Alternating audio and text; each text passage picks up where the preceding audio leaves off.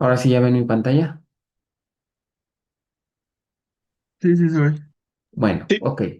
Bueno, pues perdón por los inconvenientes, pero de repente la tecnología falla, ¿verdad? Entonces, déjenme abrir el PDF donde estábamos. ¿Cómo les fue en su examen? Platíquenme. ¿Todo bien? Digo que bien. ¿No estaba Y difícil? ¿Feo? una que otra cosa sí no tuve idea de qué responder. Por ejemplo, en la de creación masiva de tablas, dije, ¿será algo más que no he leído? Pero Ah, dije, con un refer y ya. Y bueno, por ahí en fuera sí dije, sí conozco todo. ok, está bien. Pues a ver qué pasa. Ok, estábamos viendo. Vimos ya toda la parte de Riddle ¿verdad? Vimos, ¿qué más? ¿Alguien se acuerda en qué nos quedamos? En Archive Riddle me parece, ¿no? En el modo Archive, ¿cierto? Aquí. Según yo, sí terminamos de ver todo lo de los Riddle ¿no? Vimos los status de los Riddle. Vimos en especial, ¿recuerdan estos status de, este, bueno, creo que hay un ejercicio que no, que estaría bien revisar. Este, Vimos todos los estatus, ¿no? De los grupos de Ridolog. Y hay un ejercicio que, bueno, de hecho, por ahí viene en una práctica, pero lo podemos comentar brevemente. ¿Ok? ¿Se acuerdan esos estatus? Sobre todo el de current y el de active y el de inactive, ¿no? Unused también puede ser. En especial, habíamos platicado recordando rápidamente, current pues se le asigna a un grupo de read logs cuando la base lo está usando, cuando la base está escribiendo en él, ¿no? Active, cuando ya no se está escribiendo, pero todavía el grupo no se puede liberar o no se puede sobreescribir porque todavía está pendiente la sincronización, ya sea para generar una copia o para sincronizar lo que hay en dbuffer caché con data files. Entonces, mientras no pase eso, queda inactive, ¿ok? Y inactive cuando ya puede ser sobrescrito. Ya se hizo la copia o la sincronización. Entonces, hablo de la copia porque cuando activemos el modo archive, ¿se acuerdan que hemos platicado? Modo de archivado.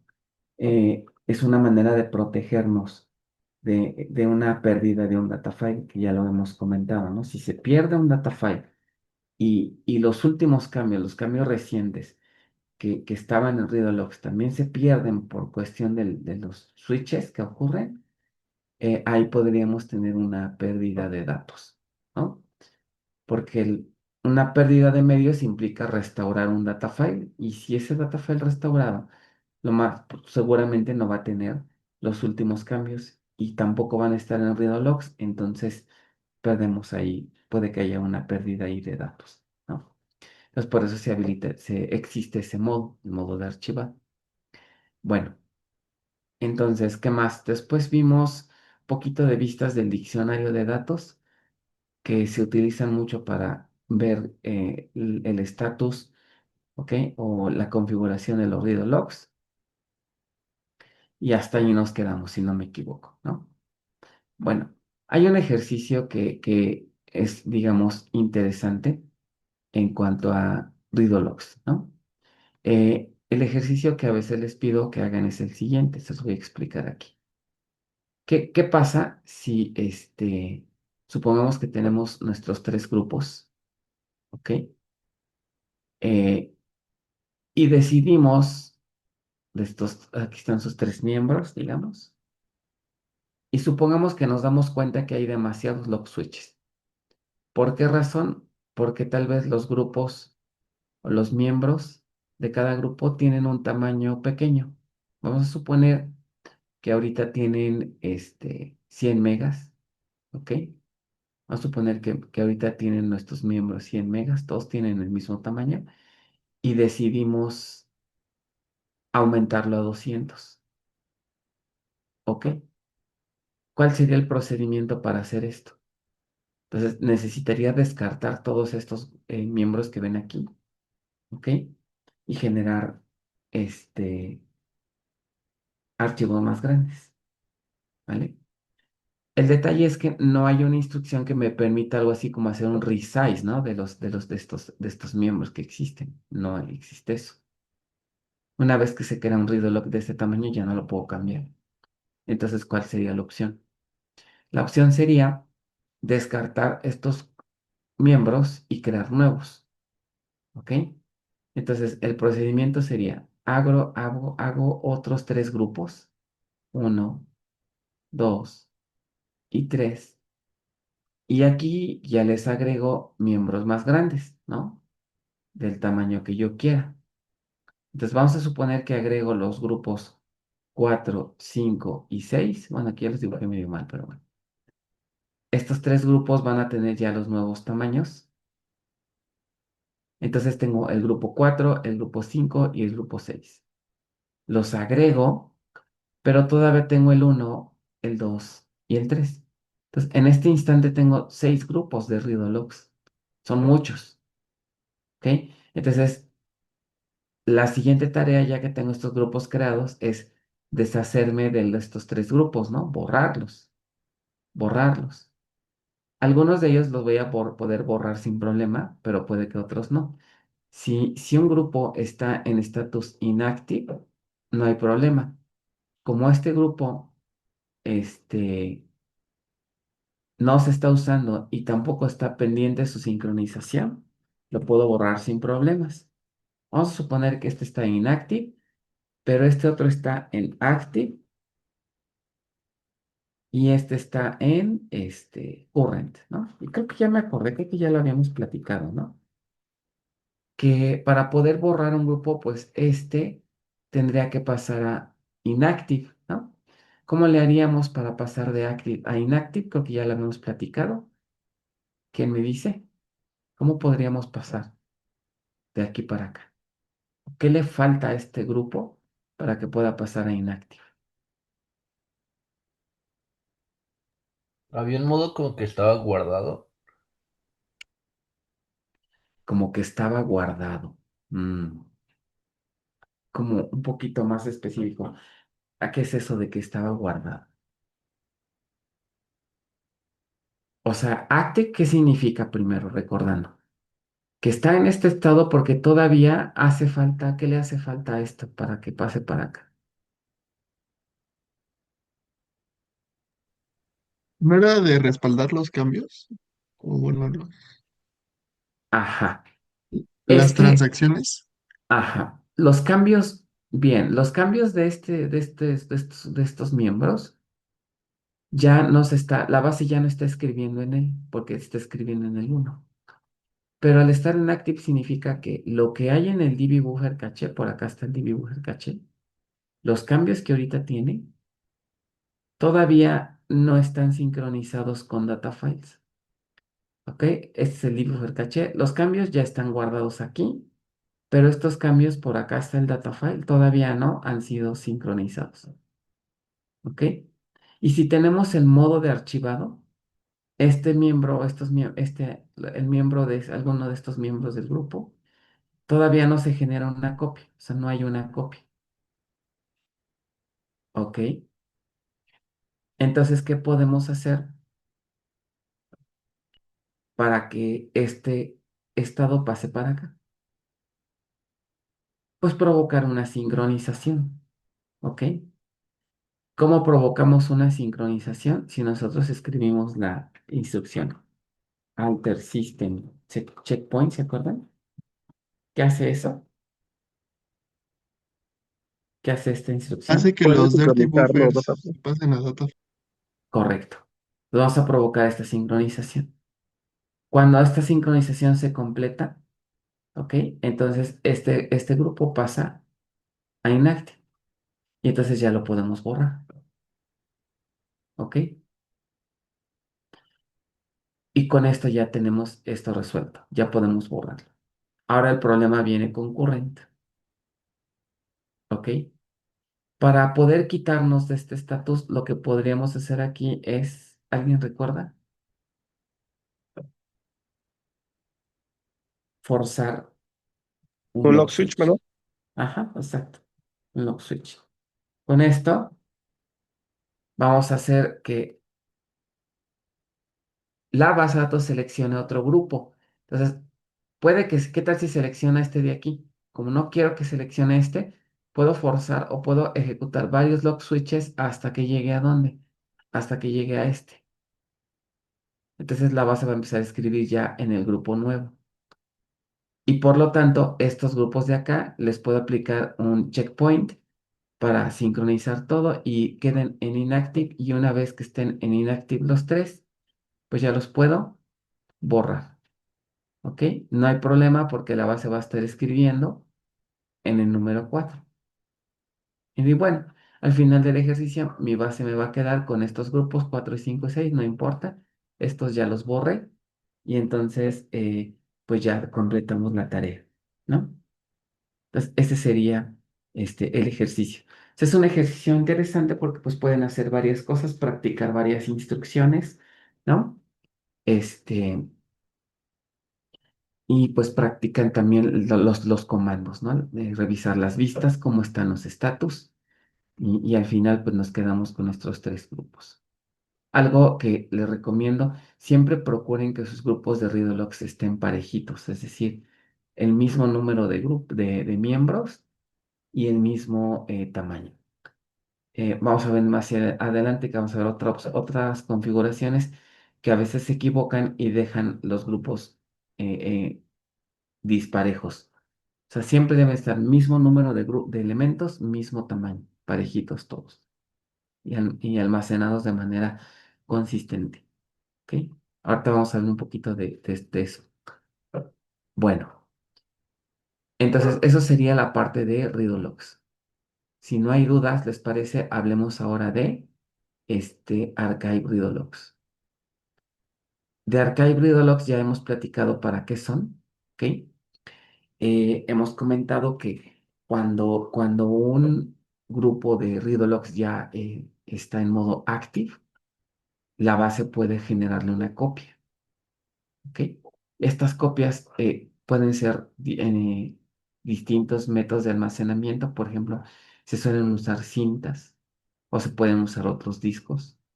Como no tenemos nosotros cintas, podemos simular que tenemos más discos y eso sí es importante. Los discos que usemos para estas copias deberían de ser un disco dedicado, ¿ok? No meter otros archivos donde están los archive read logs, ¿ok? Deben estar dedicados para ello, ¿ok?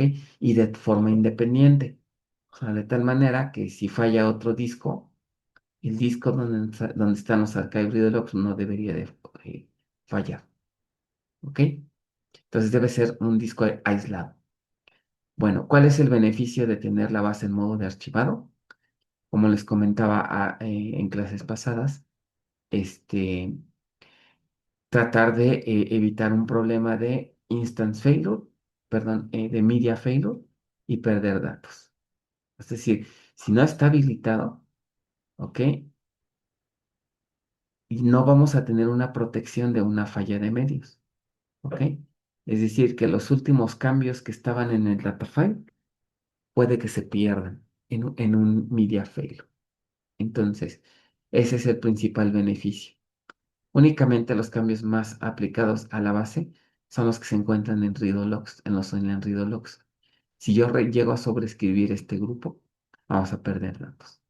Entonces, evita el modo archive, evita justamente esa situación. ¿Vale? Bueno, entonces, como les decía aquí, se recomienda crear las copias en archivos distintos. ¿Vale? Entonces ya hemos platicado de esto, ¿no? ¿Qué sucede si la base se encuentra en modo no archive log y alguno de sus discos donde están los data files se pierden? ¿Ok? La única opción pues es recuperar la base de datos empleando un último backup. Recuerden que cuando un data file se pierde, ya no está accesible, entonces se tiene que restaurar, ¿no? Se tiene que hacer un restore, que le llaman. El detalle pues son los últimos cambios que no hemos aplicado, ¿no? Bueno, ¿cuál es el procedimiento para mover nuestra base en modo archive? Entonces, en realidad, moverlo es muy sencillo. El detalle es que hay que hacer unas configuraciones previas. Pero en sí, la instrucción para activar el modo de archivado es ejecutar alter database archive log. Esto obviamente teniendo la instancia en modo mount.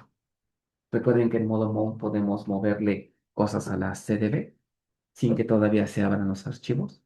Entonces, este modo es ideal para hacer esta operación. Entonces, la instrucción es que ponemos alter database archive log y ya. La de abajo es meramente para abrir la instancia. Entonces, con esa instrucción de alter database archive log, se activa el modo de archivo, ¿no? Pero para que esto funcione, necesitamos hacer unas configuraciones previas. Esas configuraciones se refieren a actualizar el valor de ciertos parámetros. Asumiendo que ya se habilitó el modo archive, ¿ok? Este comando de SQL Plus me puede ayudar para revisar la configuración del modo archive. Le ponemos archive log list, ¿ok? Y en la salida me muestra cuál fue la configuración que agregamos para este modo de archivado. O sea, que ya garantizamos, confirmamos que ya está habilitado. Entonces, fijan, en esta salida me dice Automatic Archival Enable, me dice que está habilitado, ¿ok? Me dice que la base de datos está en modo de archivado, lo que es lo correcto. Y me dice en dónde está la ruta donde donde están guardados los archivos, ¿ok? Y luego viene por aquí una serie de secuencias, ¿ok? Que, ¿se acuerdan? Esto comentamos, un grupo de read logs también va, cuando hacemos un log switch va aumentando la secuencia, ¿ok? Cada que hay un cambio de grupo, la secuencia, esta que le llaman, ¿no? Un log sequence, se va incrementando. Entonces, esta también es una manera de darnos cuenta más o menos cuántas copias más bien cuántos archive read logs se están generando, porque cada que haya una nueva secuencia, se tiene que generar su correspondiente archive read log, ¿vale? Entonces, más o menos para que se entienda es esto de aquí. Voy a volver a dibujar mis grupos esperen, los grupos de read log, pero asumiendo que ya tengo el modo de archivado habilitado. Entonces, ¿qué ocurre? Cuando hay un lock switch, me cambio para acá y entonces se incrementa la secuencia, por ejemplo, en 3 y se va a generar una copia de este grupo, ¿ok? Para poder respaldar. Como al hacer el lock switch ya no se escribe en el grupo 1, entonces al hacer lock switch ya lo libero y ya podemos hacer una copia. Vuelvo a hacer otro lock switch de aquí para acá, entonces ahora voy a generar otra copia asociado a este lock switch. Entonces, este lock sequence va aumentando, ¿no? Conforme voy haciendo los switches. Llega el quinto es regresarme para acá. Entonces, la base valida que este archivo, este read log ya esté sincronizado y aparte que ya haya un archive.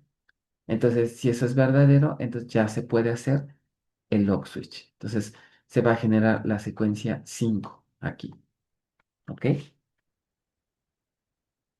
Y entonces así nos las llevamos, ¿vale? Entonces, esta es la relación que hay entre un archive read log y, y un log sequence, ¿vale? ¿De esto alguna duda? Es decir, la relación que hay entre un log switch, una copia de un archive y el log sequence, ¿ok? Las secuencias que se van generando. Bueno, entonces, ya que entendimos eso, ahora sí, ¿qué tenemos que hacer para habilitar el modo de archivado? Hay que configurar parámetros, ¿no? Vamos a ver qué parámetros se tienen que configurar. Perdón. Entonces, Estos parámetros que ven aquí son los que están asociados con este modo. Hay varios, como pueden ver. No todos los vamos a modificar, pero vamos a ver cuáles sí son importantes. A ver, el primero se llama Lord Archive Max Processes, indica, me limita el número de procesos que se van a levantar para que se generen los Archive Read Logs. O sea, procesos de tipo ARC. ¿Se acuerdan que es el proceso de background que hace las copias? ¿Ok? Por defecto se crean 4 procesos y pueden aumentar hasta 30. ¿Ok? ¿De qué depende esto? De cuántas copias querramos guardar. Entonces, aquí también, así como tenemos multiplexados los online read logs, también vamos a guardar, podemos guardar más de una copia de un archive read log. ¿Por qué quiero guardar varias copias? Pues, ¿qué tal si tengo la muy mala suerte que se muere un data file? ¿Ok?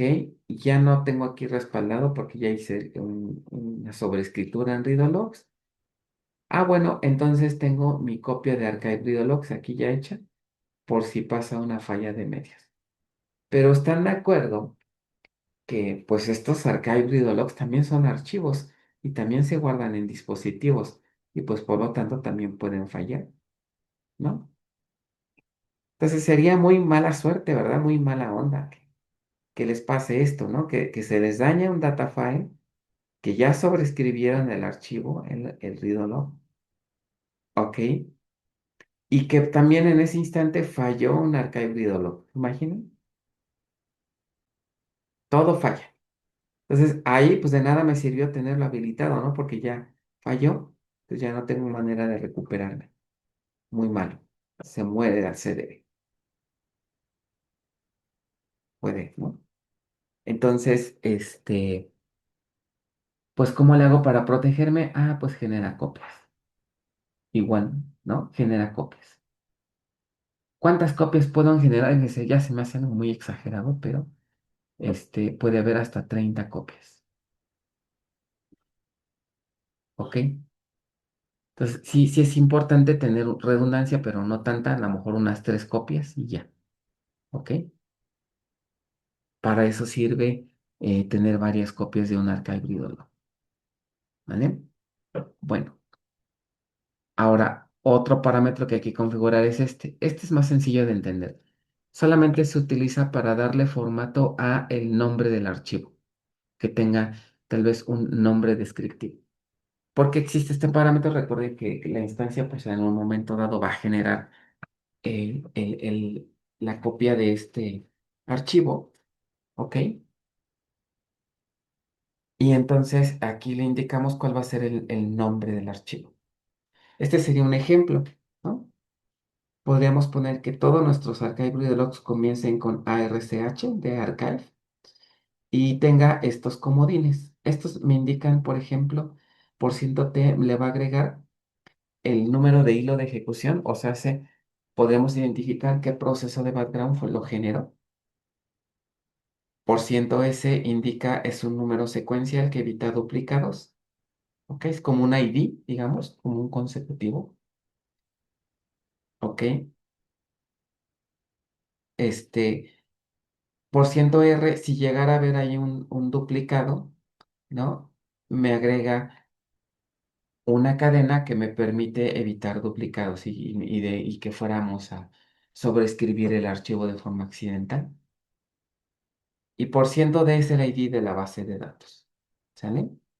Entonces, con toda esa información, podríamos generar nombres de archive read, el nombre de un archivo. ¿Qué otro parámetro? Trace, no es tan relevante, solamente indica qué tantas mensajes a bitácora se van a guardar cada que se haga una copia. Si queramos hacer como un análisis a detalle de qué todo es lo que, qué es lo que todo, qué es lo que hace la base cuando se hace un archivado, podemos habilitarlo o aumentar el nivel. ¿Ok? Me parece que el nivel más alto es justo el que ven aquí, el 12. ¿Ok? Bueno, el siguiente parámetro es, vamos a utilizar este. El parámetro de arriba ya se los puse aquí, pero ya no se usa. está marcado ya como obsoleto. ¿Ok? ¿Por qué? Bueno, básicamente porque en la mayoría de las configuraciones se suele habilitar más de una copia. El de arriba se utiliza cuando quiero habilitar solo una, pero para protegernos también de una posible pérdida, pues mejor habilitamos más de una. Entonces utilizamos este parámetro, donde n va aumentando su valor, la copia uno, la copia 2, la copia 3. ¿Ok? Entonces, ahí es donde se utiliza este parámetro. ¿Cómo se configura? Vean, log archive dest y le ponemos el número uno, por ejemplo. Utilizamos la palabra location como parte del valor, vean que es una cadena. Y le ponemos la ruta donde queremos que se va a guardar la copia del online read log. ¿Ok? Nótese aquí, este es un disco, este es un segundo disco. ¿Ok? En este ejemplo se decidió crear dos grupos de archive read logs, que son los que ven aquí. ¿Ok? Más bien dos archivos, dos copias. Uno va a estar en el disco uno y otro en el disco 2. Ahora vean que tiene aquí la palabra mandatory. ¿Para qué sirve esta configuración? Lo que significa es que para generar, cuando se generen las copias, se debe de generar de manera obligatoria esta copia en este disco. Si por alguna razón falla la generación de este archivo, porque a lo mejor se acabó el espacio en disco, se acabó el espacio en disco, o falló el disco, etc.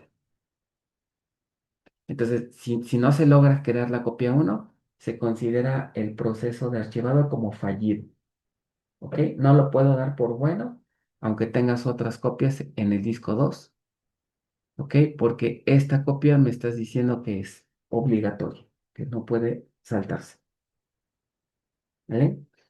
Entonces, para eso sirve este parámetro. Entonces, vean, abusados con la sintaxis. Deben de incluir la palabra location igual y la ruta de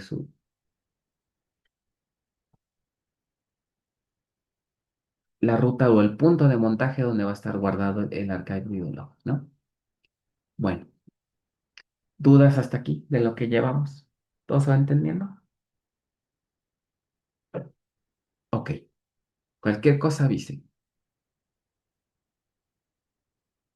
¿vale? Y este es otro parámetro que puede ser interesante. Log archive min succeed dest indica cuál es el número mínimo de copias que se deben de guardar de manera exitosa para considerar el proceso de archivado como exitoso. ¿Ok? Por ejemplo, si le pongo 2, ¿qué significa eso? ¿Qué creen que significa si tuviera el número 2? Ahí ayuden ustedes a ver si le cacharon.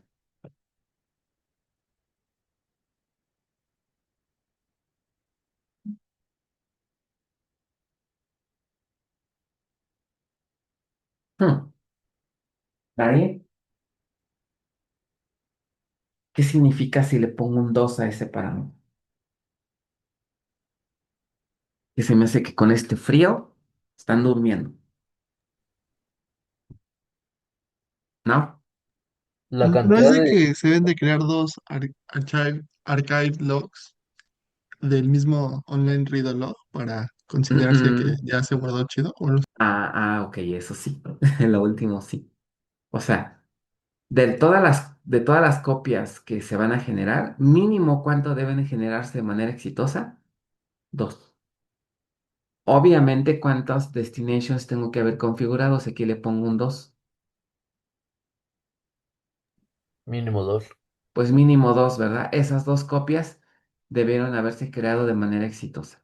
Si genero tres, bueno, tengo chance de que a lo mejor una de las copias falle y el proceso nada más me mandaría un warning, una alerta de que no se pudo generar una copia, pero como el mínimo está en dos, pues no pasa nada.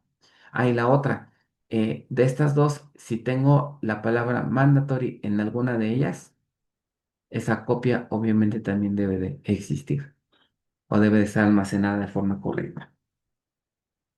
¿ok? Y pues Profe, básicamente Profe, ¿tiene un default ese log archive means user? tiene un default. Me parece que no. Uh-uh. No, no tiene un valor por default. Ok, gracias. Ajá. O sea, quiere decir que si no lo habilitamos, pues no va a validar, ¿ok? No va a validar que haya al menos una copia, ¿no? Que en teoría, pues debería de ser una, ¿no? Porque al menos deberíamos de configurar uno, ¿ok? Entonces, bueno, estos son los parámetros que debemos de configurar antes de habilitar el modo archive, es decir, antes de ejecutar esta instrucción. Obviamente, si no ejecutamos, si no configuramos lo de abajo, pues si lo intentamos habilitar, va a fallar, ¿ok? Bueno,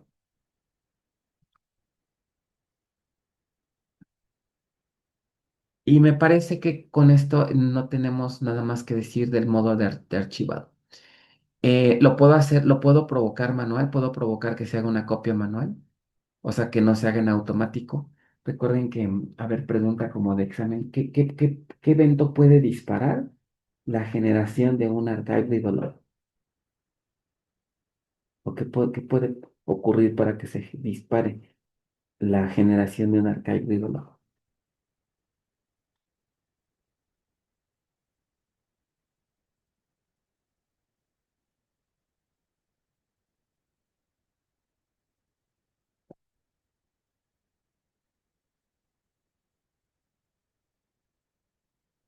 ¿Nadie?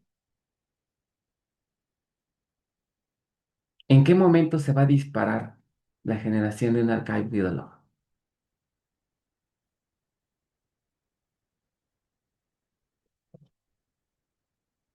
Pues según Hmm, yo, cuando se haga, cuando se salve algún cambio, ¿no?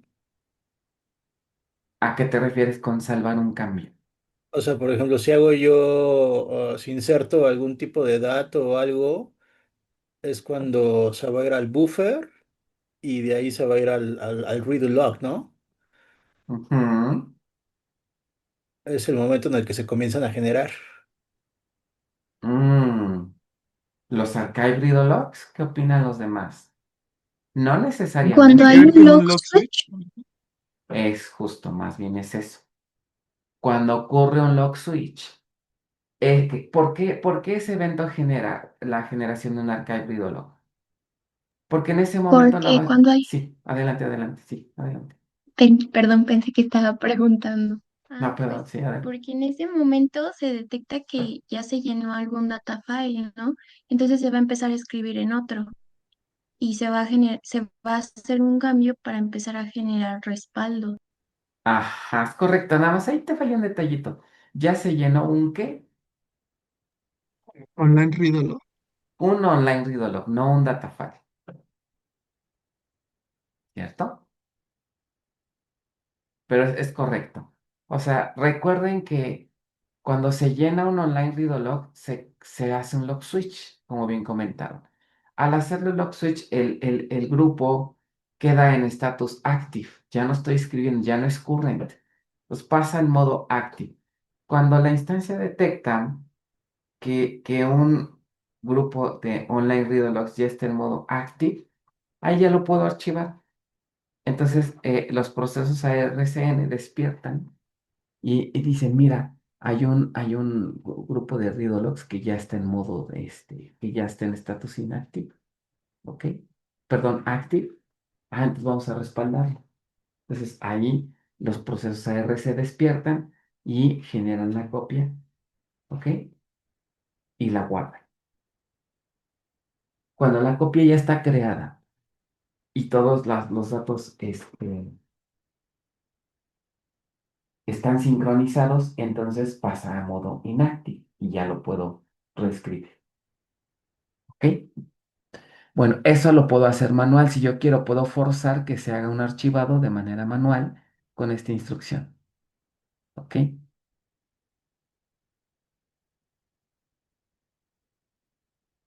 Muy bien.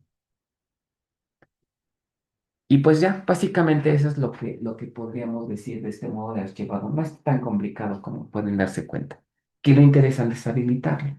Pues igual por ahí en otra práctica lo van a habilitar. Ya puedo subir las demás prácticas, ¿verdad? ¿Alguien ya lleva la 12? ¿Ya terminó la 12?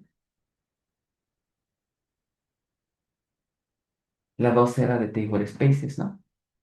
¿Nadie ha acabado la 12? Pues No, son muchas. agárrense porque viene el último bonche de práctica. ¿Ok? ¿Cuántas son? Pues son alrededor de 15, 16 prácticas. Todavía nos faltan unas cuantas. Así que, ok, si van por ahí atrasados, pues como que ya. Se supone que debieron haber llegado para el examen hasta la 11. Ok, les agregué la 12 que es de Table Spaces. Ok, entonces ya nos quedan poquitas clases, ¿no? Ya estamos a 12. Nos quedan, fíjense cuánto nos queda ya de clases. ¿Cuántas clases nos quedan? Ya, Nos poquitas. quedan, y luego fíjense, el lunes que entra no hay clases. ¿Ok? Me dicen algunos, es que es el puente de Buen Fin. No, no, no. Es el puente del 20 de noviembre. El puente del Buen Fin, dicen. Pero bueno. ¿Ok? Entonces, no hay clases el próximo lunes. Entonces nada más nos queda la clase del 19 y del 24 porque pues el 26 tenemos que hacer examen, ¿no? Entonces nos quedan ya 2 clases. Uy, no, entonces me tengo que apurar. ¿Ok? Entonces, pues tenemos que ver qué vamos a hacer con las prácticas. De hecho, vamos algo atrasados en el temario, ahora que me estoy dando cuenta, con esto de los paros y demás. Pero bueno, mande. Para la revisión del proyecto, Pues yo estoy esperando a que me avisen. Cuando ya tengan su modelo hecho, díganme, oye, ya necesitamos revisión. Entonces, ya la programamos. es ¿Ok? que ya le habíamos mandado correo, pero no nos respondió. En verdad, no lo veo. Yo estuve revisando correos en estos días y no vi ningún correo de revisión. A lo mejor por ahí se perdió. Voy a volver a checar, pero pues no veo uno reciente. Si no, vuélvelo a enviar. ¿Ok? Para ya, bueno, ya que tienen ya, algunos ya acabaron, entonces lo que normalmente hago para las revisiones es, voy a publicarles un Excel, entonces al ratito lo publico y en ese Excel van a elegir un horario, ¿ok? Y en esos horarios ahí podemos hacer la revisión. Pues si quieres ya no lo envíes. Ya voy a publicar ese Excel. Les mando un correo cuando ya esté publicado y ahí ustedes eligen el horario en cual quieren que se haga la revisión, ¿ok?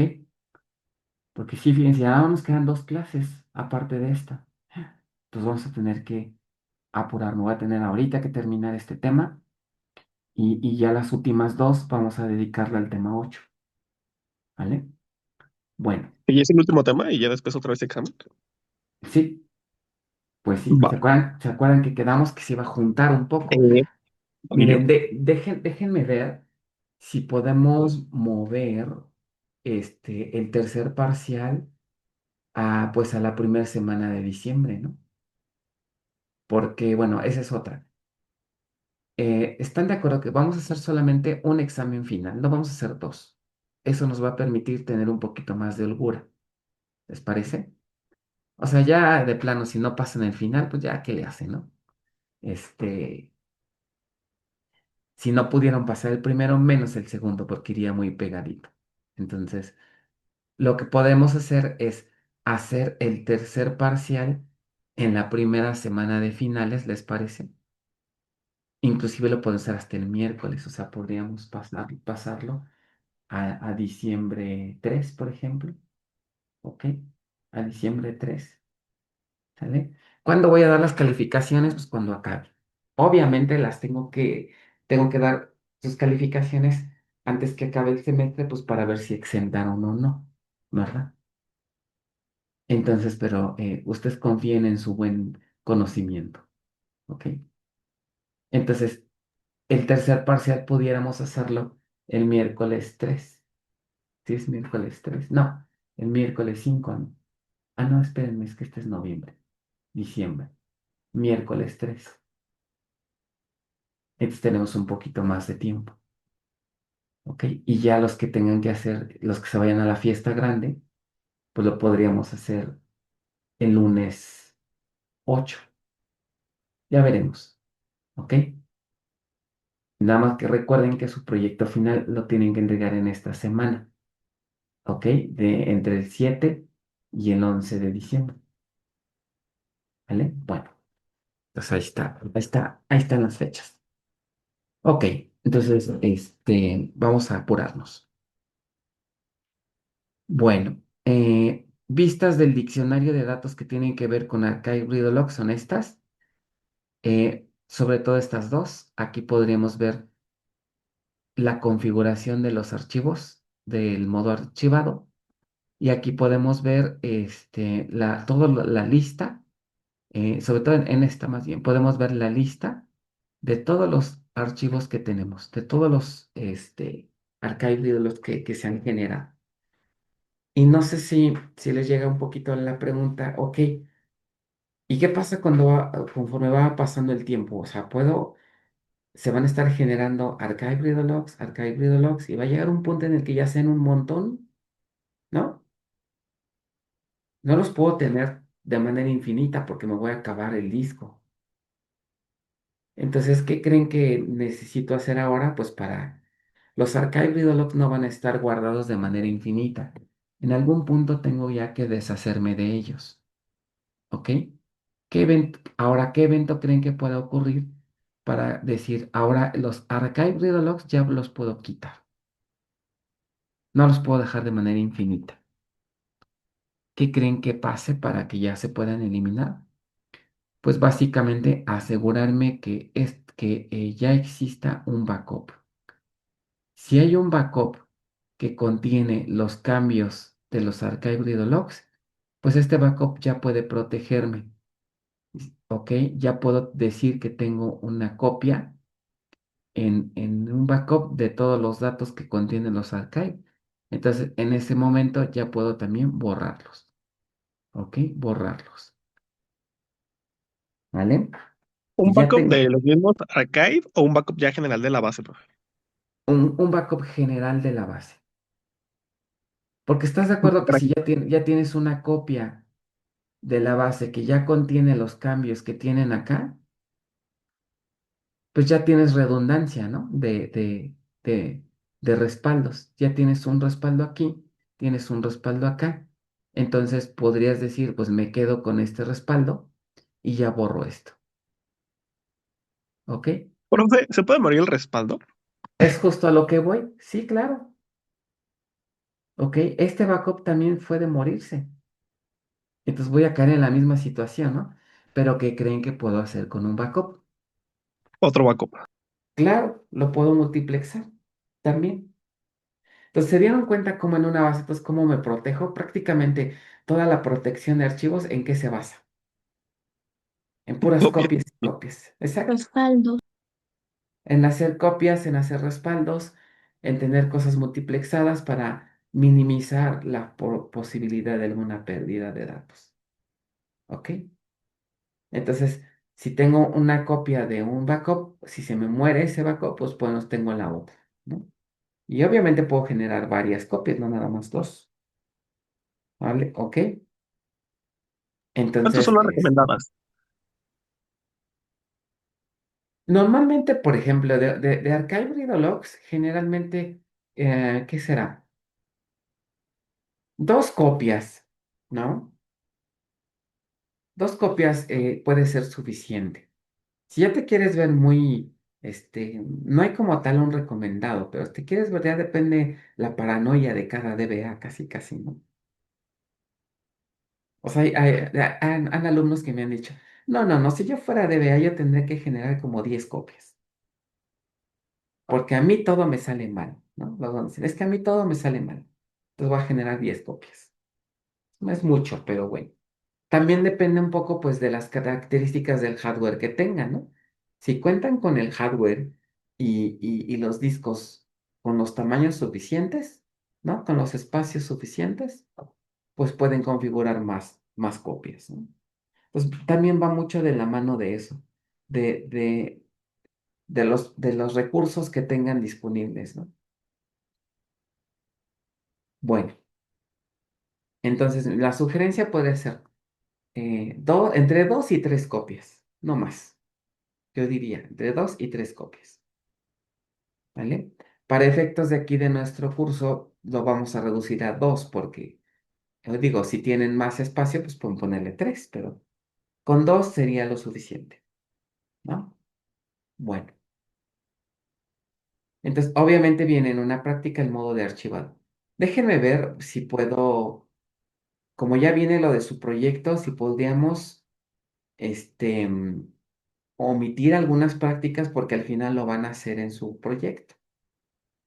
El detalle es que si omiten en la práctica a la hora que hagan el proyecto, pues puede que se les complique un poco, ¿no?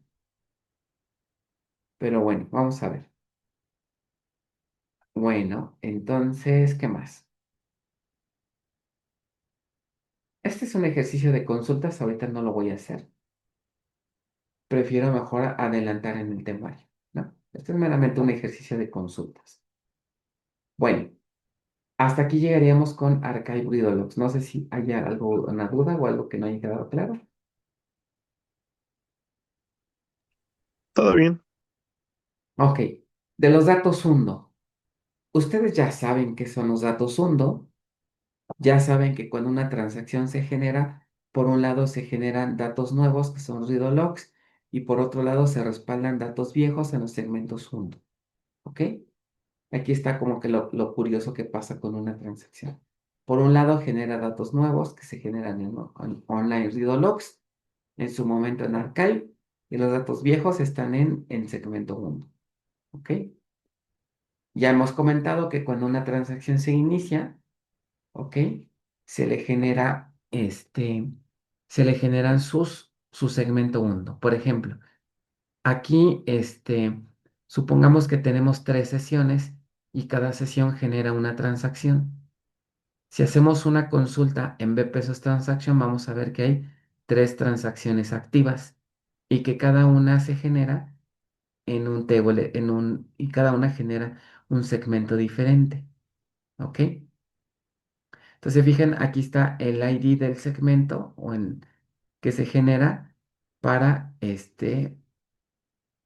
guardar los datos hundo de cada transacción. ¿Sale? Bueno, los datos hundo también, como decía, se guardan en table spaces. ¿Ok? Y aquí podríamos tener algún problemita cuando el espacio en el table space hundo se empiece a terminar. ¿Ok? Ahí podemos tener un detalle. ¿Vale? Bueno, entonces vamos a ver cuál es ese detalle. ¿Vale? Me voy a ir en esta partecita de aquí. No, lo voy a explicar mejor con un dibujito. ¿Ok? Para que se entienda mejor. ¿Qué se les ocurre que pase si se me acaba? Aquí va a estar mi table space hundo y se llena casi por completo.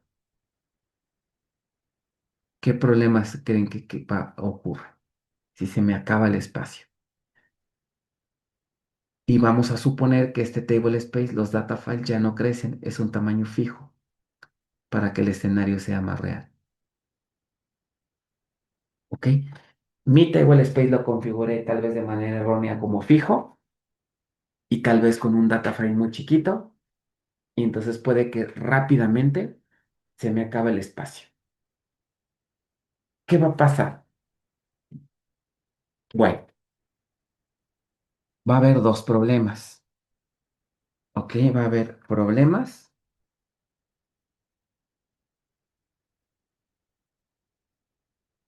con transacciones. ¿Ok? Y va a haber un problema, es interesante, con los niveles de aislamiento de las transacciones. Es decir, se genera, se puede generar un error llamado snapshot to all. Aquí el detalle es que si ustedes observan este error y les dice la base, snapshot to old, seguramente se van a quedar así de, no, pues gracias. ¿Y qué rayos es ese error, no? Para empezar, ¿qué rayos significa snapshot to old? Primero, hagamos la traducción del inglés así literal. ¿Cómo traducirían eso al español? Así casi literal.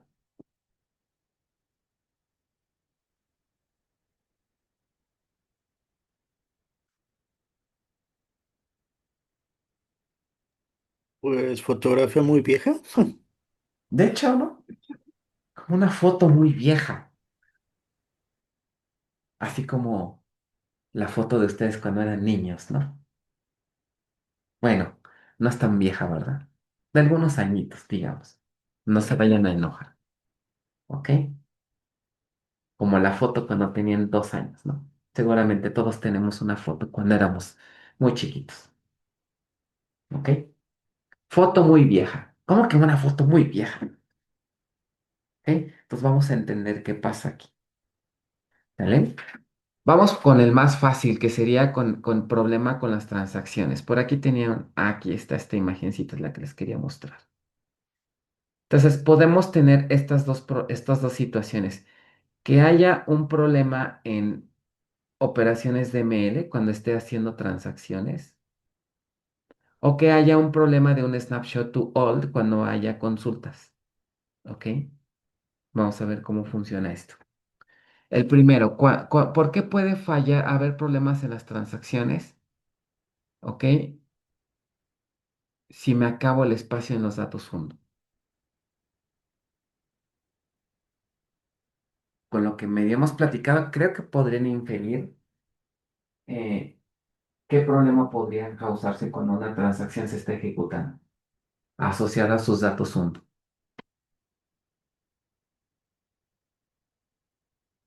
O sea, imagínense que ustedes están en una transacción, están haciendo insert, update, ¿no? Entonces tengo una transacción y tengo insert, tengo un update, tengo delete, tengo más update, tengo más delete, tengo insert. ¿Qué tiene que ver esto con los datos Undo? Pues cuando se abre una transacción se guarda dato viejo y dato nuevo, ¿no? Hasta que no se confirmen los cambios, entonces se puede, o sea, no se podría hacer como rollback o algo así. Ajá, va por ahí la idea, pero antes de que hacer rollback, ¿qué pasa? Cuando estamos haciendo estas operaciones, acuérdense que esta transacción tiene asociado un qué, un segmento Undo, un segmento Undo. Este segmento Undo pueden verlo así. Hagan de cuenta que este es el table space y aquí está mi segmento, ¿ok? Entonces, aquí voy a ir guardando qué cosa se guarda en este segmento Undo. ¿Quién me ayuda? ¿Qué guardo ahí?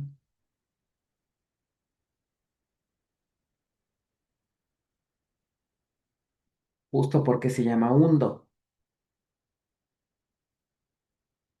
¿Qué dijimos que se guarda en el segmento Undo?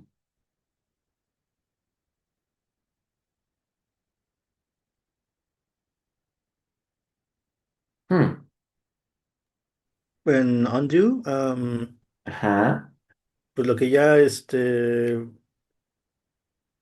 más bien lo que se metió para poderlo deshacer. Bueno, ok, no es lo que se metió más bien. No, no son datos temporales. Ojo, aquí lo que comenta José. No, una cosa son los datos temporales, otra cosa son los datos Undo. Cuando una transacción va, Valores anteriores, ¿no? Exacto, los valores anteriores, la versión viejita, es decir, la foto de la base viejita, ¿ok? La foto que tenía la base antes de hacer los cambios, ¿ok? ¿Para qué? Si yo me arrepiento y ahora sí hago un rollback, pues tengo la copia viejita y puedo restaurar, ¿ok? Los datos cuando aplico un rollback. Entonces, en resumen, este, necesito tener datos uno mientras, por lo menos mientras la transacción se esté ejecutando, por si aplico un rollback. Pero ahora multipliquen eso por todas las transacciones que pudieran estar de manera concurrente, ¿no? En una base, pues pueden haber un montón de transacciones en ejecución. ¿Qué podría suceder en un punto? Si tengo un table space muy chiquito. Pues que se pierdan esos datos anteriores, ¿no? No tanto que se pierdan, sino qué pasa si ya está todo esto lleno, lleno, lleno, lleno. ¿Qué pasa Se si hago sobrescriben. más cambios? ¿Creen que se puedan sobreescribir? Puede que sí, pero ¿qué tal si todas estas transacciones están activas?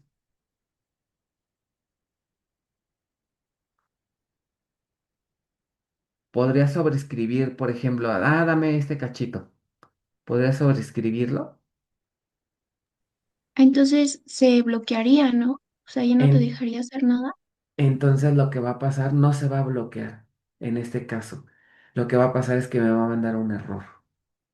La base me va a decir, pues no, mi chavo, ya no puedes seguir con tu transacción porque ya no tengo espacio para datos 1. Entonces no puedes seguir. Y la transacción se va a quedar ahí, inconclusa. Y ni siquiera Hasta, puedo hacer commit o roll.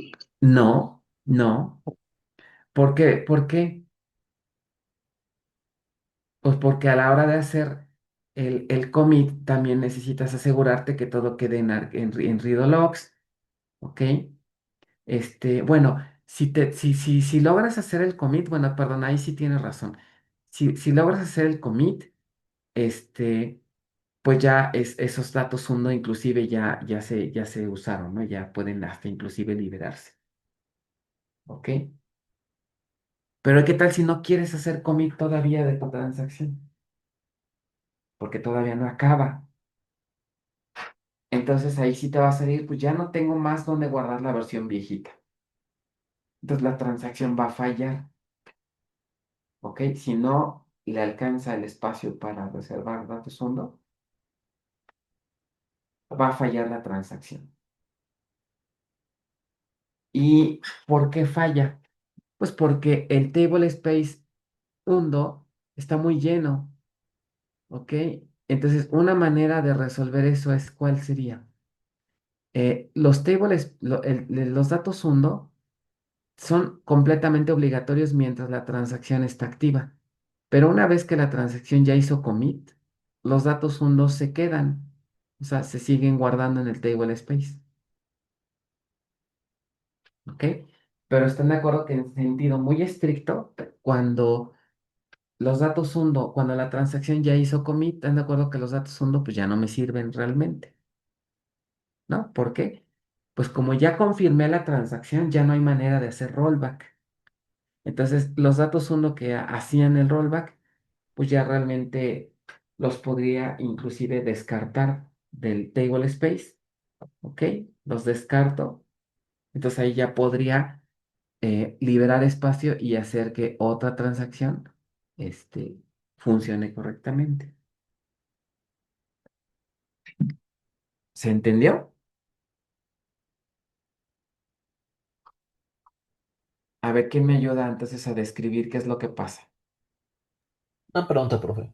Sí, ¿Por qué la base los guarda aunque ya no sean necesarios? Si es aunque ya ese. no sean. Ajá, esa es muy buena pregunta. Justo para el otro problema que puede generarse, ¿ok? Entonces, ahorita contesto la pregunta, nada más quiero terminar esta idea y ahorita vamos justo para allá. Entonces, aquí lo importante ahorita que entendamos es, cuando la transacción se está ejecutando, necesito los datos fondo forzosamente. ¿Por qué? Porque si aplico un rollback, necesito esos datos para deshacerlos. En estricto sentido, si la transacción hace commit, podría el manejador ya borrarlos. Y eso es correcto. ¿Ok? Se conservan, ahorita les digo por qué. Pero en estricto sentido, yo puedo decirle a la base, ya hizo la transacción commit, entonces estos datos hundo, adiós, ya se pueden ir. ¿Ok? Y con eso libero espacio y entonces evito que mi transacción falle. Aquí el detalle es, por defecto la base de datos justamente le va a dar prioridad a las transacciones, por eso tiene esta palomita. Si me llego a acabar el espacio hundo y hay transacciones que necesitan más, entonces la base va a checar qué datos hundo por ahí tengo de transacciones que ya hicieron commit. ¿Ok? Y si encuentra datos hundo de transacciones que ya hicieron commit, con la pena los va a borrar. ¿Por qué? Porque hay una transacción que necesita espacio. Entonces le da prioridad a las operaciones de ML. Ni modo, se van a eliminar esos datos hundo. ¿Hasta aquí todo bien?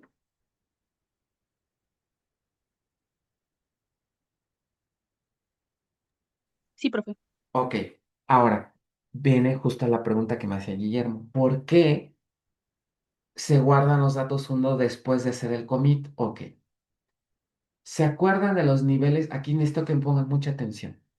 ¿Se acuerdan de los niveles de aislamiento de una transacción?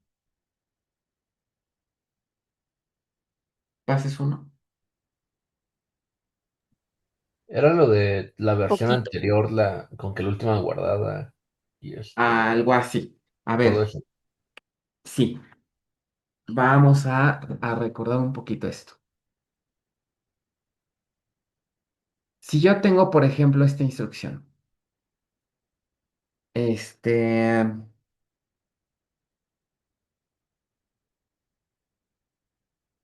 select, este,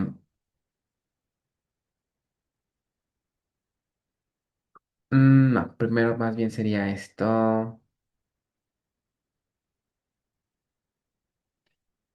Tengo una transacción, empezamos a hacer operaciones, mm,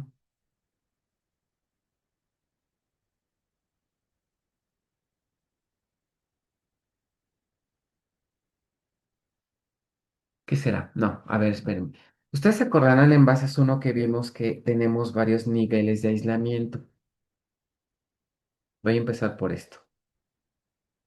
Y uno de ellos eran lecturas confirmadas y otro era lecturas repetibles. ¿Ok? ¿Alguien recuerda que era una lectura confirmada?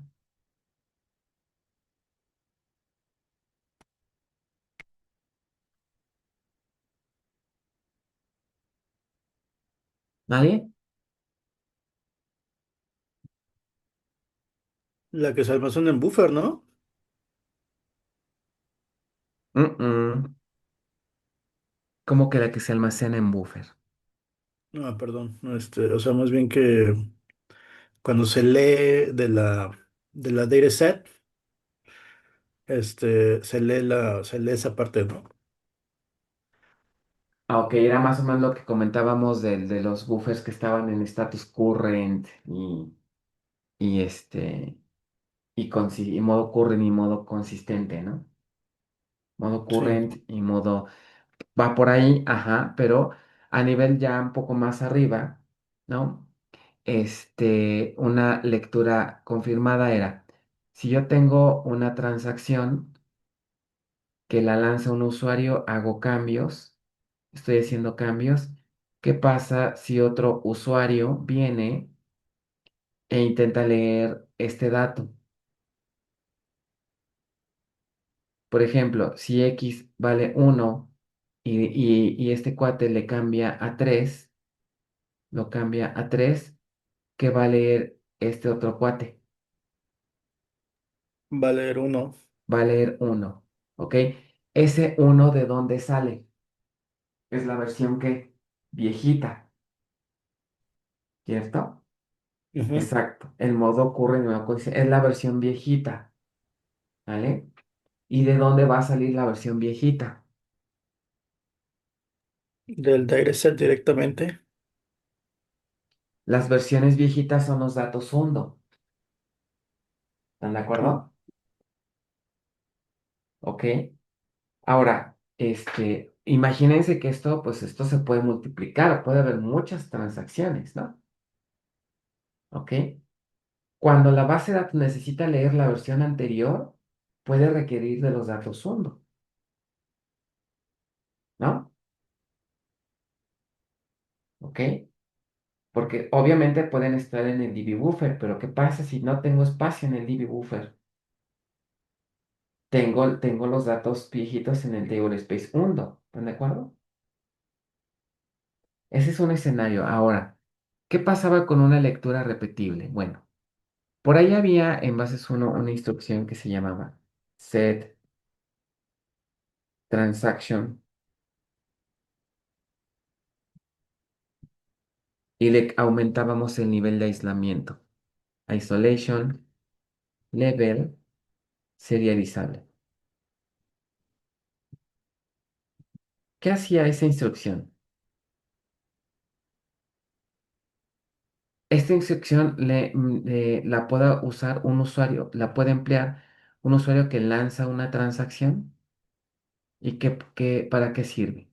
Si habilita esta opción, lo que hacía la base de datos era, te voy a dar una foto de la base o una versión de la base y va a estar fija, ¿ok? ¿Para qué quiero que me des una foto de los datos fija? Porque este usuario va a empezar a hacer cálculos, va a empezar a hacer operaciones y los datos en la base no se deben de mover, porque si se mueven, entonces el cálculo o el proceso que está realizando este usuario puede que me genere resultados erróneos, ¿ok? Entonces, por eso se le llaman lecturas repetibles, porque puedo estar leyendo el mismo dato y me va a traer el mismo resultado, aunque otras operaciones por acá afuera hagan commit, ¿ok? No sé si eso es familiar para ustedes. ¿Se acuerdan de eso? Se supone que eso lo vieron en Bases 1. ¿Alguien se acuerda cuál sería un ejemplo eh, real para entender esta parte? Donde en la vida real podríamos usar esta configuración.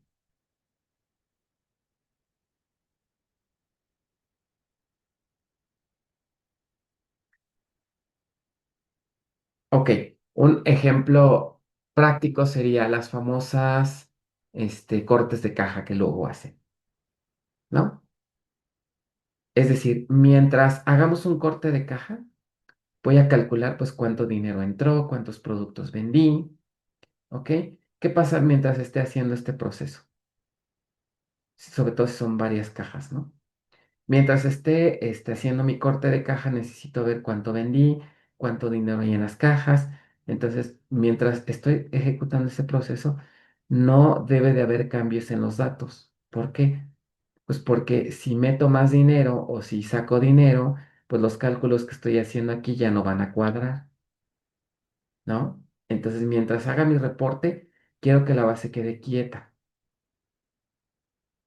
¿ok? Pero ¿cómo le hago para que otros usuarios no metan ruido acá? Porque puede haber que otros usuarios estén moviéndole a los datos. No les voy a decir a los usuarios, a ver, aunque eso a veces hace, no sé si han visto, que cuando hacen corte de caja dejan de cobrar, entonces tienen ahí a los clientes esperando. Espérame tantito, va a hacer corte de caja. Entonces, mientras lo hacen, no debe de haber cambios en los datos, porque si no, el reporte va a salir mal. Bueno, si no quiero dejar aquí a los clientes esperando, entonces puedo habilitar este modo. El modo de Isolation Level serializable me permite, así como estaban los datos de la base, hagan de cuenta que los congelan. Estos son todos los datos al menos los datos de, de las tablas que está usando el usuario.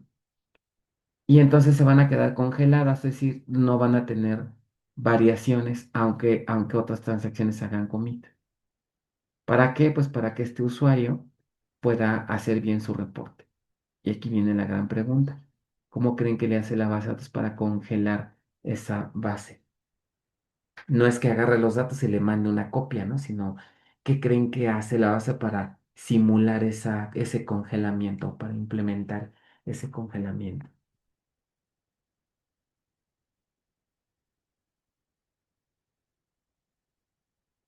No, ni idea. ¿No? ¿No se les ocurre? ¿Puedo usar los datos Sundo? Justo. Ahí se utilizan los datos hundo, ¿ok?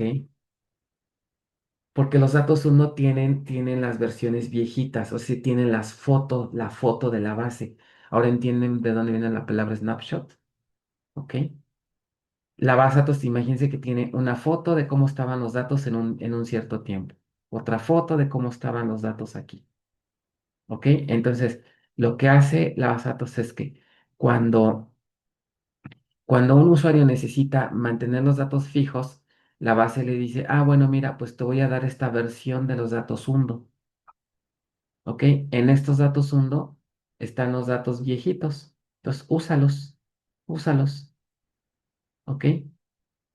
Entonces, los datos hundo me permiten congelar una base o, digamos, darle a un usuario una versión de la base en el pasado.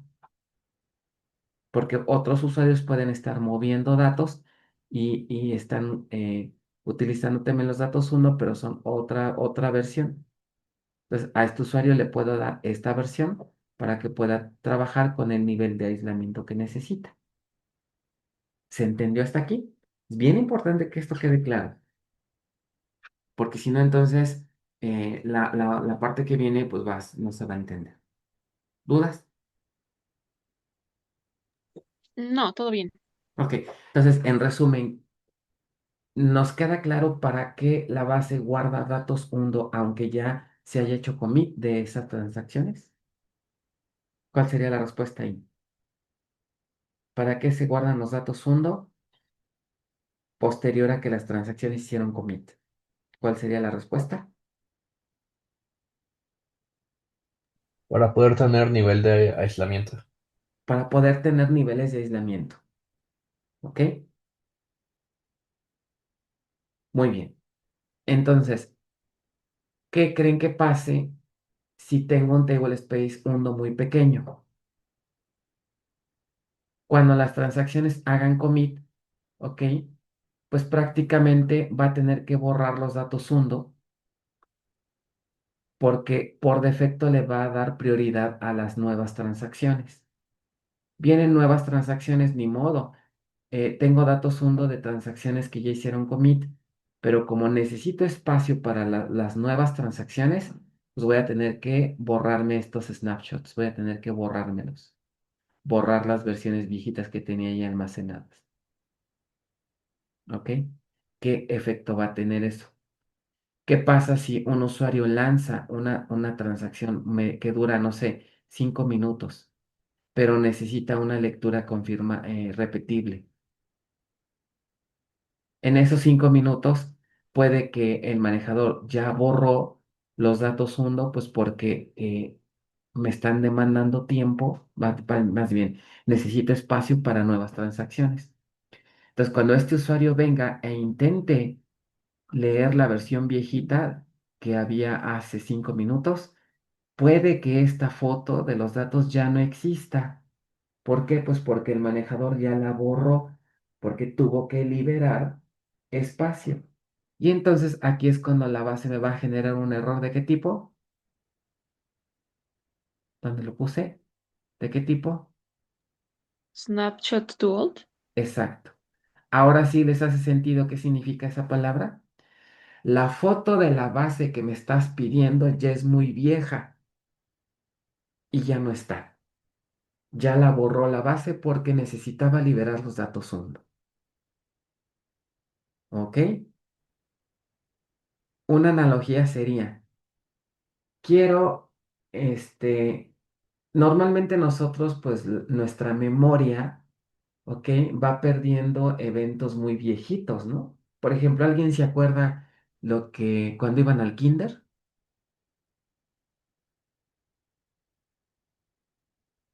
¿Alguien de ustedes se acuerdan cuando iba al kinder? Sí, Puede, puede que sí, ¿no? Pero a lo mejor no de todo, ¿no? A lo mejor de uno que otro evento, ¿no? Pero si de repente ahorita ustedes quisieran recordar, no sé, qué hicieron un cierto día en el kinder, ¿qué me dirían? Uy, no, esa foto ya está muy vieja, ¿no? Ese snapshot o esa versión de su vida a lo largo del tiempo ya no está en su mente. ¿Por qué ya no está en su mente? Pues porque fue reemplazada por eventos más recientes, ¿no? Ahorita en su mente tienen pues eventos más recientes, a lo mejor de la prepa, de la universidad, etcétera, ¿no? Pero si quieren regresarse al tiempo muy atrás, puede que ya no tengan esos recuerdos, porque ya fueron sobrescritos por recuerdos más recientes, algo así, ¿ok? Entonces, la base de datos, cuando le pedimos una versión de la base muy atrás para implementar un nivel de aislamiento, pues puede que me diga la base, no, mi chavo, pues ¿qué crees? Esta foto de la versión de los datos que quieres ya caducó, ya no está. A lo mejor sí estaba cuando iniciaste la transacción, más bien no, a lo mejor sí estaba cuando iniciaste la transacción, pero como mi table space 1 es muy chiquito, tuve que borrar esas fotos viejitas y entonces me genera este problema. ¿Ok? ¿Dudas con esto?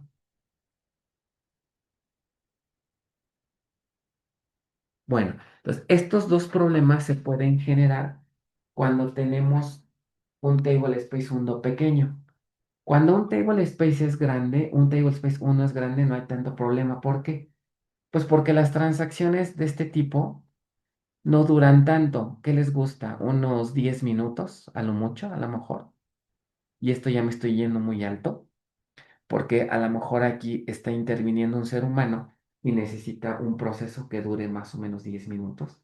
Entonces, en esos 10 minutos necesito que no me borre los datos 1, porque estoy haciendo cálculos con una versión fija. Ya pasando esos 10 minutos, ya puedes borrarlos. ¿Ok? Entonces, en esos 10 minutos es donde podríamos generar el problema del snapshot to code. ¿Ok? Entonces, por eso, ¿qué es lo que se recomienda?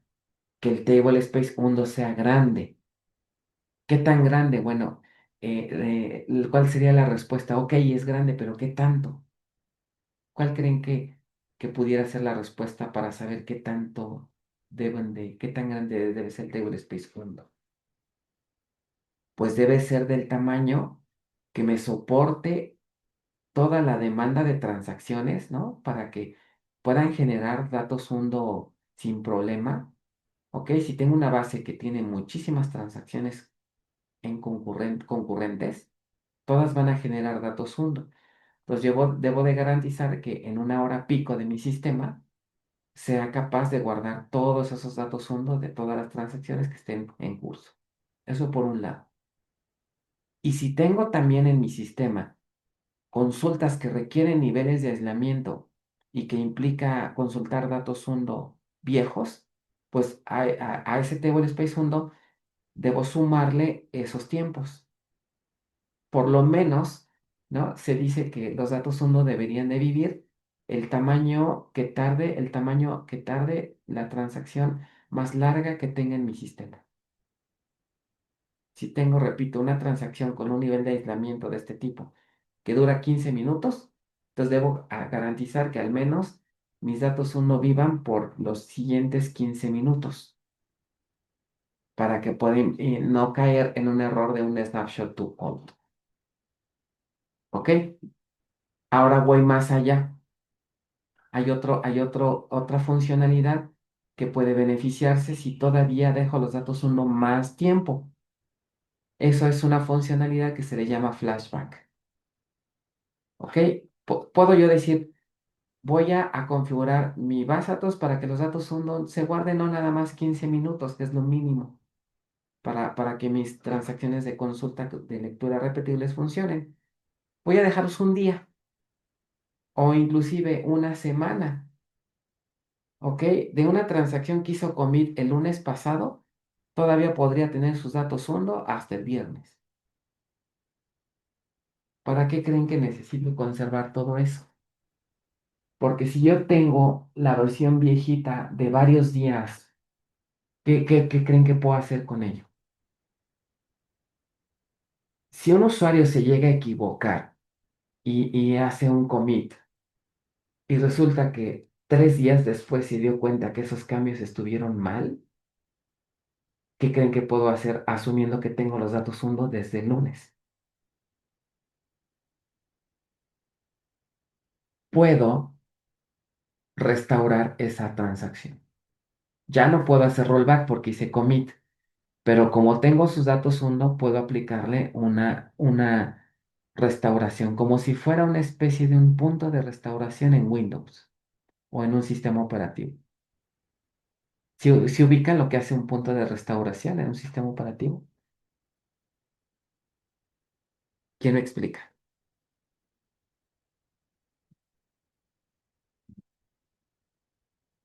Pues Regresar a regresas un... a ese Ajá, estado toda la máquina. exacto. Pero ¿cómo le hace Windows en este caso para que eso sea factible? Pues tiene que guardar en algún parte en el disco esos snapshots, ¿no? Entonces, el sistema operativo guarda un snapshot de, de cómo estaba el sistema operativo en esa fecha. Si tengo yo un snapshot en esa fecha, pues puedo restaurar la máquina con esa foto. Entonces ya me regresé a un estado en el tiempo. Igual acá en las bases de datos. ¿Ok? Entonces, por eso es que los datos uno se pueden guardar inclusive pues, por días, por semanas, ¿no? Sobre todo si quieren implementar una función de flashback. Entonces, ¿se entendió la parte del por qué se guardan los datos uno con mayor tiempo? Bueno, justamente aquí hay una práctica, esta es otra práctica en donde esta práctica sí me gusta mucho y me gustaría que la hicieran, y yo creo que sí la voy a poner obligatoria, porque justamente, ¿qué creen que hago en esta práctica?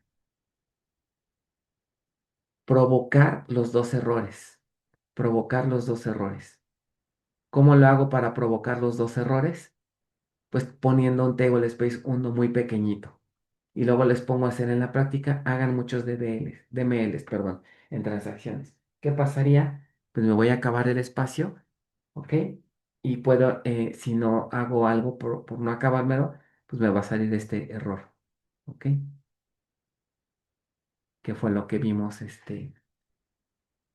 que estamos revisando. Bueno, ahora, otro concepto más. Les comentaba hace un rato que por defecto la base le va a dar prioridad a estas transacciones. ¿Qué pasa si yo tengo una base de datos? Esto puede ser contraproducente si tengo una base de datos que está enfocada más a la analítica de datos. ¿Alguien de ustedes le gustaría dedicarse al análisis de datos? ¿Hacer business intelligence, hacer big data, una cosa del estilo? ¿Hacer un poco de ciencia de datos? A mí me gustaría. Ok. Bueno, para ti, ¿qué crees que configuración debería de ser buena? ¿Que le dé prioridad a los DMLs o a las consultas? A las consultas. Porque tú quieres hacer analítica de datos, ¿no? De datos que pues ya existen. Entonces, para una base de datos que tiene, que hace consultas y sobre todo si son consultas pesadas, que requieren niveles de aislamiento, es decir, voy a hacer varias consultas porque quiero hacer analítica. Pero entonces necesito que la base esté quieta, necesito que no se muevan los datos porque entonces mi reporte, mi analítica va a fallar, ¿no? Es decir, quieren analizar cómo estaban los datos en un cierto instante en el tiempo, entonces no pueden, no quieren que metan cambios porque si no los resultados no van a ser confiables. Hay una manera en la que pueden cambiarle o decirle a la base, ¿sabes qué? Le vas a dar prioridad a las consultas. Es decir, Si llega a haber transacciones que requieren datos hundo, con la pena, esos datos hundo no se van a borrar porque están siendo utilizadas por una transacción que tiene un nivel de aislamiento, ya sea de lecturas confirmadas o serializable. ¿Cómo logran eso? Al table space hundo le van a agregar esta cláusula, retention guarantee. Aquí tiene un retention no guarantee, pero sería lo contrario. Si le quitan el no, ¿qué va a pasar? Con esa cláusula, la base de datos va a detectar cuando haya una transacción con un nivel de aislamiento. Entonces va a detectar qué datos uno necesita. Y mientras esa transacción con ese nivel de aislamiento, con esas lecturas repetibles, mientras no acabe, la base nos va a garantizar que los datos uno no se van a borrar. Por eso se llama retención, garantía de retención, retention guarantee. ¿Ok? Entonces, esa configuración es muy útil para una base de datos que hace analítica. Como DBA, pues es importante que ustedes conozcan esto, porque entonces ya pueden configurar una base para sus usuarios, dependiendo de lo que estén haciendo. O sea, acuérdense que ustedes como, digamos, como administradores, deben de satisfacer las necesidades de sus usuarios. Si tienen usuarios de analítica, entonces esta opción puede ayudarles. ¿Vale? O la otra, pues pongan un table space mundo bastante grande, pero pues no siempre tenemos el espacio suficiente, ¿no? Ok, ¿dudas de esto? Ahora, hay una vista del diccionario de datos que es bien importante que se comprenda cómo funciona, y esto les puede ayudar mucho a los DBAs, ¿ok? Esa vista, estos datos que ven ahí, viene de una vista que se llama de pesos mundo stat, como pueden ver aquí, ¿ok? Mundo stat. Fíjense qué hace esta vista, está bastante interesante. Esta vista tiene una columna, esta columna aquí que se llama Tun Undo Retention. ¿Cómo traducimos esta palabrita de tun? Tun,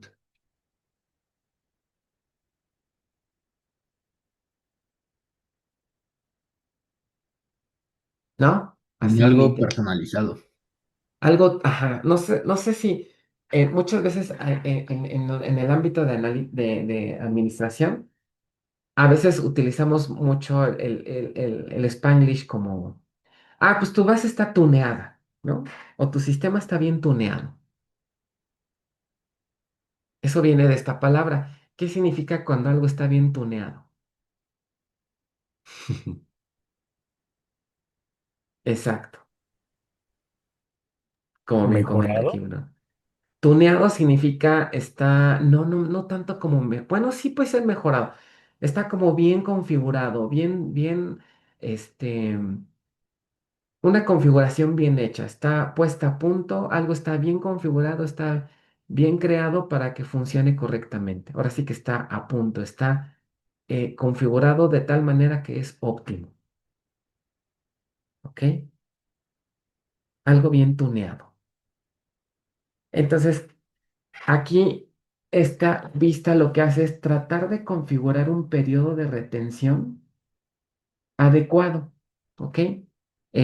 Los datos hundo, la base de datos va a decidir cuándo los borra dependiendo de este periodo de retención. Hay un parámetro que se llama hundo retention, por aquí anda. Este, ah, Aquí está. Este periodo de retención va en segundos y le dice, este parámetro le dice a la base de datos cuánto tiempo debes de mantener los datos hundo, ¿ok? Posterior a que ya las transacciones hicieron commit. Por ejemplo, si yo le digo 10 minutos, ¿qué significa? Que ya que la transacción hizo commit, todavía los datos hundo van a estar vivos 10 minutos. ¿Por qué? Por aquello que hubiera transacciones que requieran un nivel de aislamiento superior. Después de esos 10 minutos, los datos uno podrían ya estar en peligro, porque si ya pasó su periodo de retención, esos datos uno ya podrían liberarse. ¿Para qué se van a liberar? Justo para evitar que no haya problemas de espacio y que si llegan nuevas transacciones puedan ejecutarse sin problemas, que haya espacio para guardar su segmento uno, los datos del segmento uno. ¿Sí se entendió entonces para qué es este periodo de retención? Aplíquenlo a nuestra memoria. Si nuestro periodo de retención de nuestro cerebro fuera muy cortito, ¿qué problemas podríamos tener?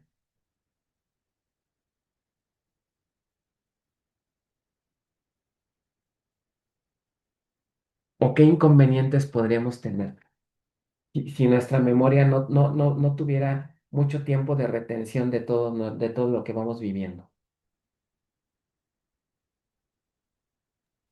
Los tienen que andar repite y repite todo. Van a reprobar base, dice aquí Arturo, exacto, van a reprobar avanzadas, porque pues se les va a olvidar todo lo que aprendieron hace 2, 3, 4 días, ¿no? O lo que aprendieron hace 2 meses, un mes. Entonces no van a poder procesar datos viejitos. ¿A qué se traduce eso? A que no podría implementar lecturas repetibles en una base. Entonces su periodo de retención debería ser más grande, ¿no? Ok, ahora, ¿y qué ventaja tendrían si tienen un periodo de retención muy pequeño? Ok, ya vimos la desventaja, pero ¿cuál sería la ventaja? Como no están reteniendo nada, cuando estén procesando nuevas cosas, necesitan los datos hundo, ¿no? En el caso de la base los necesita. Entonces van a poder tener una mayor capacidad de procesar nuevas cosas, porque tienen espacio para ir guardando la versión viejita en caso de hacer un rollback.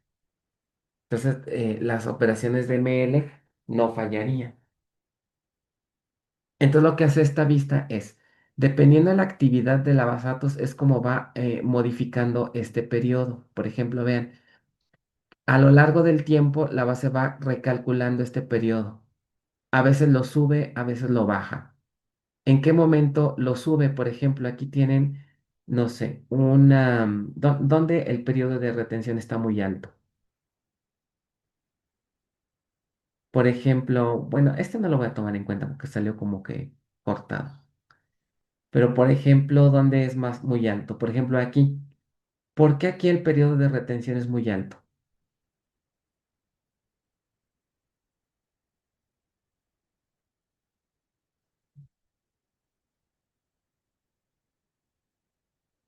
El periodo de retención aquí es muy alto. ¿Por qué? Pues porque prácticamente, si se fijan, hay poquitas transacciones activas. Hay 63 aquí. Acá hay hasta menos, vean. Hay 20 y el periodo de retención hasta aumentó. ¿Por qué el periodo de retención la base lo aumenta cuando hay poquitas transacciones? A ver si le cachan.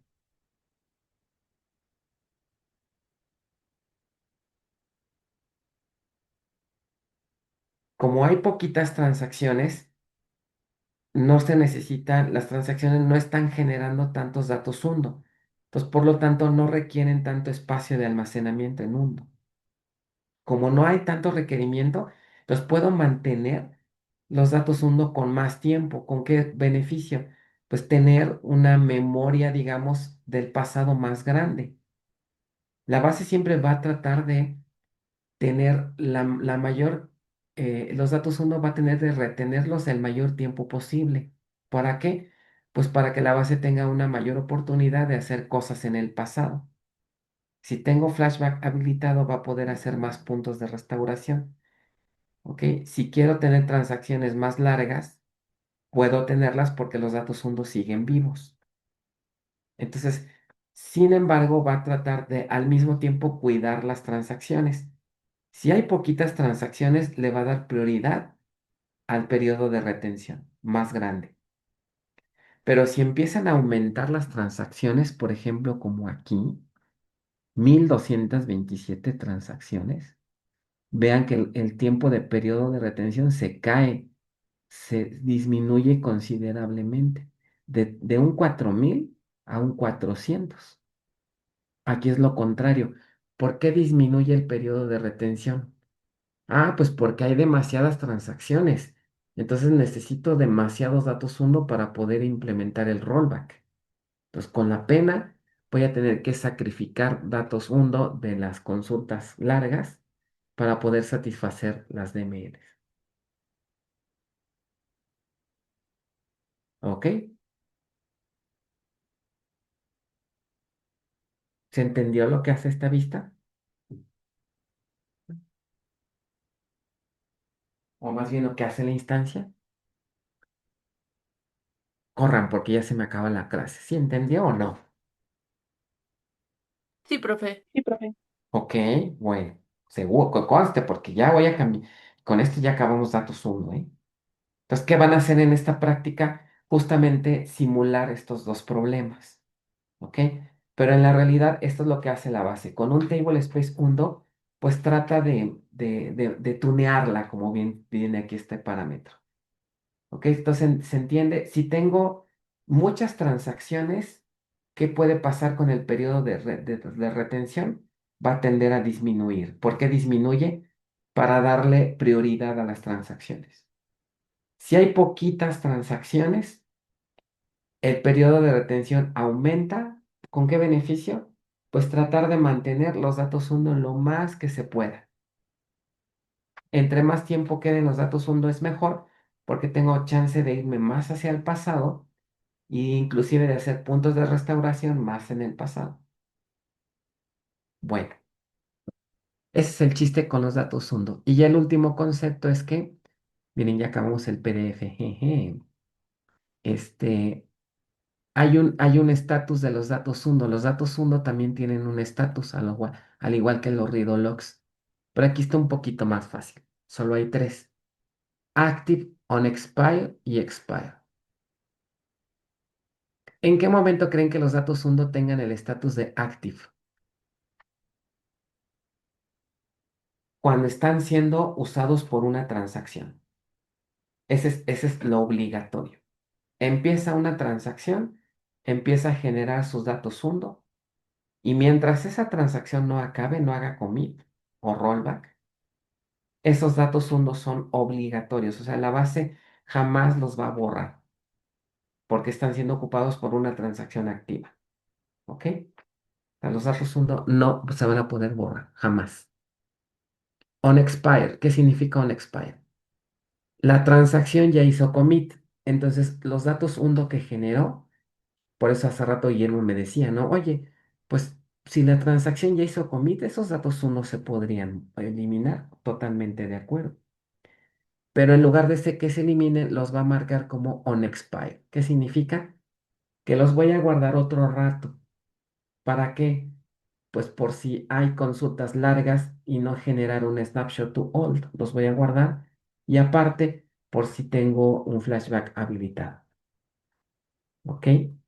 Entonces, van a permanecer estos datos uno, pero también siempre y cuando el periodo de retención no expire. Si el periodo de retención está en una hora, estos datos uno que están on expire ya no están siendo usados por una transacción, pero están dentro del periodo de retención, entonces tampoco los va a borrar. ¿Ok? Tengo datos uno que ya no están siendo usados por la transacción que los generó, ¿ok? Pero están dentro del periodo de retención, sí, entonces no los borro. Y para eso se marcan como on expire. Y por último, expire. Expire es cuando ya pasó el periodo de retención, ahí sí los datos hundo ya pueden ser reciclados, eliminados, porque ya son datos hundo muy viejos, ¿ok? Y ahí sí ya la base los puede reciclar. El espacio en el table space uno se puede reciclar, ¿vale? Y ya. Entonces, aquí, ¿cuál sería el principal mensaje? Entre más grande tengan su table space undo, van a tener más posibilidades de hacer cosas en el pasado con la base sin poner en riesgo la ejecución de sus transacciones, que sería lo ideal, ¿no? Mis transacciones se ejecutan bien, sin problema, no hay problema que se me acabe el espacio del table space 1 y aparte también funcionan bien mis lecturas repetibles, pues eso significa que tienen un buen espacio en mundo, ¿vale? Y eso es todo. Entonces, hasta aquí dejamos el tema 7, ¿ok? Que fue de todo lo que es una CDB, vimos desde bloques, ¿no? Vimos table spaces, vimos data files, vimos read logs, archive read logs, ¿ok? Datos temporales y segmentos 1. Y vimos para qué sirven, etcétera. Bueno, le dejamos hasta aquí entonces y ya las últimas 2 clases que nos quedan, espero que sea un poco más si recorremos el examen, unas 3, ¿no? Para el último tema que son backups, ¿sale? El próximo lunes no tenemos clases, entonces los vería hasta el miércoles. Yo espero que ya en estos días les envíe sus calificaciones, pues para que vean cómo está la onda, ¿no? Este, y viene el último jaloncito del curso. 2 o 3 clases de backups y acabamos, ¿vale? Entonces, ¿dudas, preguntas? Bueno, si no hay más, entonces nos vemos el lunes. Sigan avanzando en sus prácticas, sobre todo si van atrasados. Nos vemos. Buen fin largo. Gracias, profe. Buen Gracias, fin. profe. Hasta No, luego. profe. Adiós. Gracias, profe. Cuídense. Buen fin de semana. Buen fin.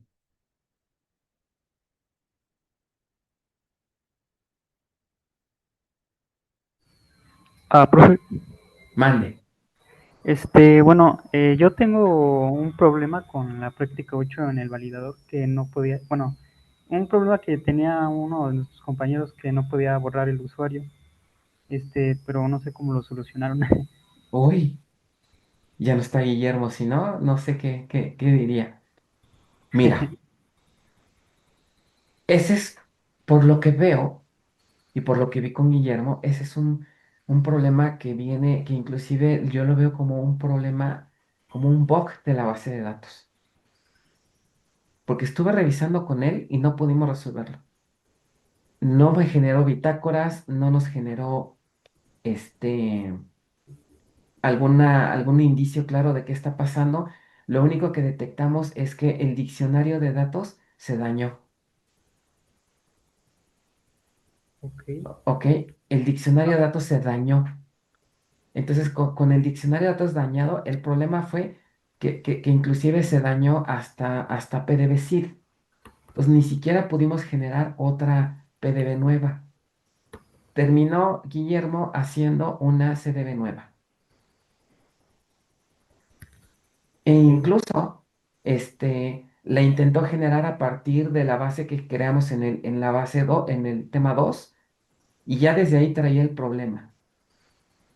Pregunta, ¿en qué momento empezaste a detectar esto? Justo en la práctica 8 mm, Antes sí en- funcionaba pues es que quién sabe, porque bueno, en la práctica 7 creamos usuarios a nivel CDB y y puede que a lo mejor, ajá, no los borraste. bueno, pero el validador los borra, ¿no? En la práctica 7. Sí, de hecho sí, de hecho sí. Ajá. Entonces Entonces lo que puede que estaba se viendo, originó después, ¿no? ajá, Ok, justo, justo. vamos a hacer la siguiente prueba. Vas a crear una nueva PDB. Ya ¿Te la creé acuerdas? y sigue sin Sí. funcionar. Ah, entonces yo creo que tiene el mismo detalle. Ok, entonces la PDB la creaste a partir de PDB seed, ¿verdad? Sí. Ujú.